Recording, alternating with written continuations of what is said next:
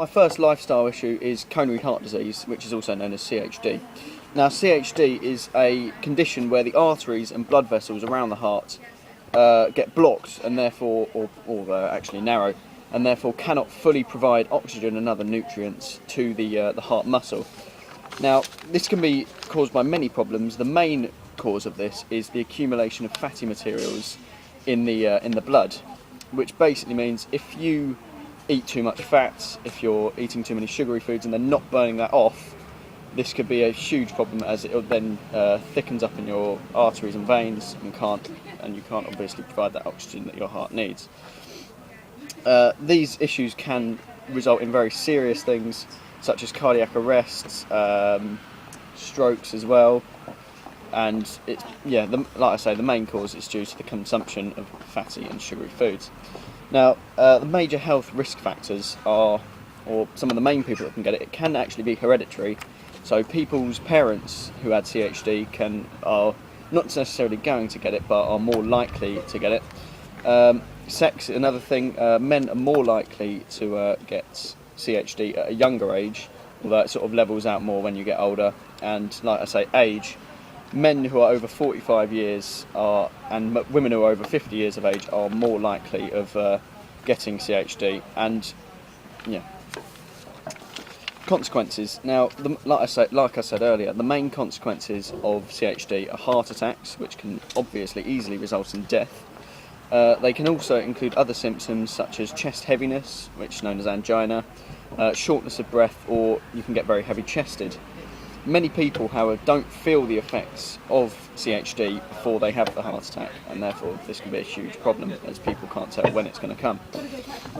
Some of the statistics. Now, CHD is actually the leading cause for death for men and women in the US currently, so that's a huge amount of people dying or having problems with it. It has declined since 1990 due to, obviously, advertisements on TV and things like that, trying to bring people out of getting fatty foods. But however, 2000, more than 40,000 people died from the disease, which is still a huge amount of people. Also, about 13 million Americans still have active symptoms of this disease. Now, prevention, there are many ways to prevent getting CHD. It's mainly simple things, not eating too many fatty foods, or just burning off the calories before they can actually start clogging up your bloodstream and things like that. This, again, it's mainly just exercising regularly 3 to 5 times a week for men, and not overusing drugs, alcohol, or things like that.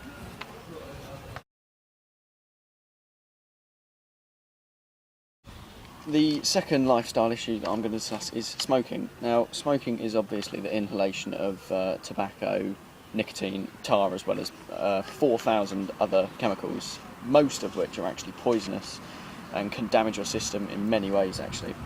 Some of the things that you can get are chronic lung disease and strokes, but I'll discuss them later. Some of the facts about smoking are truly terrifying. Like I said before, they contain 4,000 chemicals. Most people don't have a clue what's actually in a cigarette, and they are incredibly bad for you. 200,000 people start smoking from the ages of 11 to 15, which is an absolutely ridiculous number, especially considering that obviously that's illegal for them.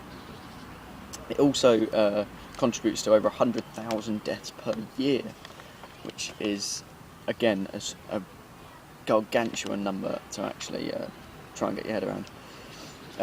Another really interesting fact, actually, is that passive smoking actually is responsible for 3,000 to 5,000 deaths per year.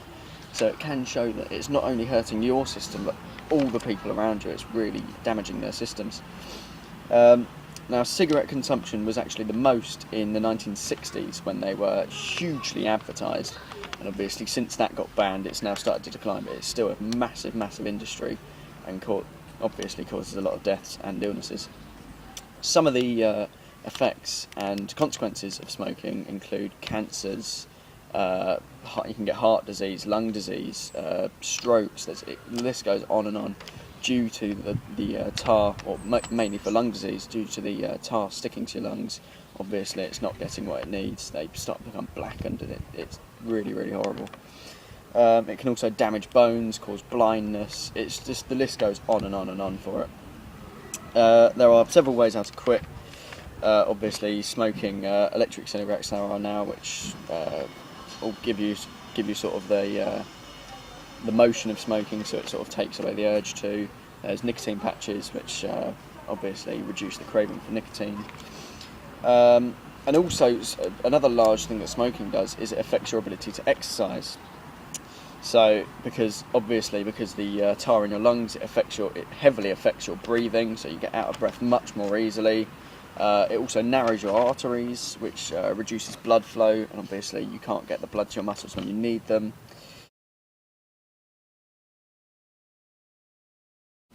The third lifestyle issue that I'm going to talk about is diet. Now, a balanced diet consists of, generally speaking, around 55% carbohydrates, 30% proteins, and then 15% fat.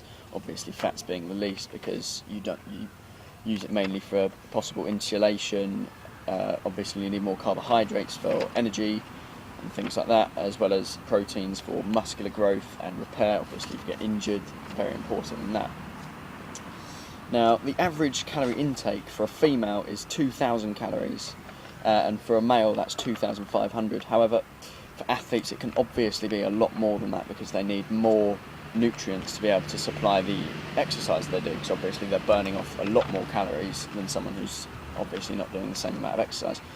You can also expect athletes to be taking in more of certain nutrients, such as long distance runners will obviously have more carbohydrates, as they need that extra energy to be able to run for such long distances. Also, a lot of sports people would need a lot more protein, especially if they're injured, because it really helps with muscular repair as well as growth, which obviously can help with their sport. Now, another thing to do with diet is the Eat Well plate, which is the percentages of how much of each 7 nutrients you should really be eating to maintain good bodily functions. These obviously include carbohydrates, proteins, fibres, water, a huge one. Obviously, you don't want to be dehydrated. Fibre, obviously, for a good digestive system, and fruits, obviously, a huge thing. You want your vitamins and minerals as well to keep the general. You want to keep your body generally healthy, which is what obviously all the nutrients are for. The consequences of not eating very healthily can be having obviously not enough nutrients. It's very damaging for your body. So if your digestive system isn't very good, it can lead to things such as diarrhea. Also, if you're not eating enough protein, especially in adolescence, you might be slightly growth impaired, which is another huge thing. Obviously, carbohydrates, you need enough energy to live for a start, so obviously they're very important as well. The short-term effects of having a poor diet, is you can have poor brain functions, so obviously you can make wrong decisions, you can be making snap decisions, so you're not really thinking about what you're doing, you're just trying to get things done, sort of thing. It also could provide a poor exercise ability, because obviously if you're not having enough carbohydrates, it makes it very difficult to have enough energy to be able to exercise or even be bothered to exercise, because you constantly feel drained. Also, eating too much or little. So eating too much obviously can lead to obesity and type 2 diabetes if it's the wrong food you're eating. Eating too less can obviously be linked directly to anorexia, which is another huge problem. So it can be poor if you go either way.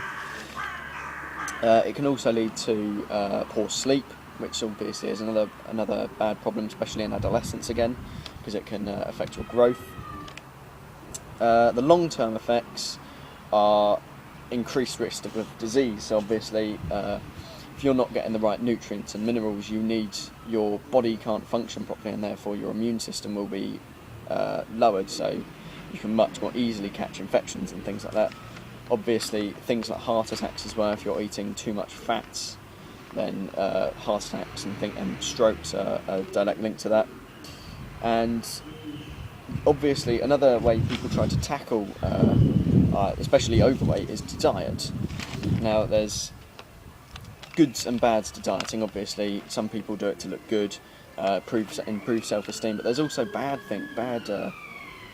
negatives that can include with this, such as, reasons that you couldn't do it, perhaps you could have not enough money, because obviously it's more expensive to get all the ingredients for a salad. It's much cheaper to actually buy just a hamburger from McDonald's or somewhere like that. So that can be a big problem. Also, illness, you can feel not very enthused to go on a diet. You can't feel bothered, which is another huge problem as well. Or you're just generally lazy. I mean, a lot of people don't have not the self-esteem, the willpower to be able to actually stick to a diet, and therefore find it very difficult to lose weight.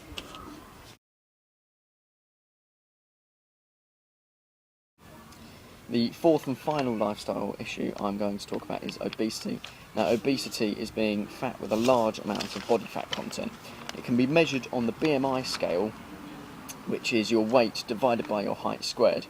Obviously, this isn't the best for athletes, because obviously it doesn't take into account muscle, but that's not the point. The causes of obesity can be inherited, which is fairly rare, because generally speaking it has to be both parents have to be carriers, and then it's really rare that it's passed down genetically, but it can happen. The main cause of it is your diet, which is eating too many fatty and sugary foods, or generally too many calories.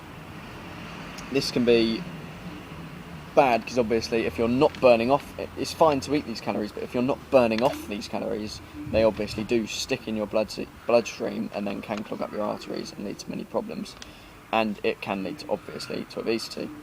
Also, another cause can be having a less active job, because obviously that means you're not if you're sitting at a desk job all day, then you're eating and then not burning those calories off, so which can obviously again cause obesity. The amount of leisure time you have as well, if you've got long hours in a job, obviously it reduces your ability to be able to go and do exercise, which can then be a huge factor in obviously not burning those calories off. Also, another quite recent advancement in the fact that obesity is getting so high is public transport. Now, because public transport is so good nowadays, it's much easier to travel longer distances, and therefore firstly, people's jobs can be further away, which gives them less leisure time, so it's sort of a knock-on effect. And also, it means that people are taking cars when they could originally walk or cycle or things like that. Now, some scary statistics about obesity. 6 out of 10 males nowadays are obese, which is ridiculous, as well as 5 out of 10 women are obese. So that's over half the population of the UK is actually obese. Another really scary fact actually is that children in 2010, 40 million children under the age of 5 are actually obese, which is really, really bad, as well as 3 out of 10 children from the ages of 2 to 15 are also obese. Again, this can cause many problems into their future, as well more long term as development issues, because this can cause, obviously, the extra fat content can cause stress on joints, especially your ankles, and therefore can cause problems with growth, as well as mainly growth. There are many schemes trying to counteract people with obesity, mainly just naming two. There's Weight Watchers and Change for Life. Some government schemes, some privately owned schemes, which are obviously trying to tackle this huge problem. Some of the risks as well, you can get type 2 diabetes, which is a very serious problem, can lead to strokes and heart attacks, obviously can result in death. You can get many cancers, you can get heart, liver, kidney disease, as well as strokes. And also another thing is depression. Obviously, people with a high fat body content, the self-image of themselves is much reduced, and therefore they can become very depressed, which can, in essence, make the problem worse. As they get depressed, they eat more, and they get depressed and they eat more, and it can then come to very, very large or very fat people, obviously dying through heart attacks and just generally being too overweight.